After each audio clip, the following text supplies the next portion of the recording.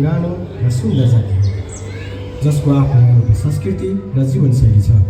मगर संस्कृतिमा अतिथिको स्वागत र खुसी प्रकट गर्न विशेष गीतहरू गाउने परम्परा छ, जसमध्ये घाम्रे नाच पनि मगर समुदायमा धेरै पहिलेदेखि चलिआएको परम्परागत लोकनृत्य हो। यो नृत्य विशेष गरी विवाह, मेला, पर्व तथा अतिथिको स्वागत गर्न प्रयोग गरिन्छ। नाचको लय, चाल र भावले मगर समुदायको सहयोग, खुसी र एकता झल्काउँछ। प्रस्तुत छ मगर समुदायको लोक तथा परम्परागत घाम्रे नाच।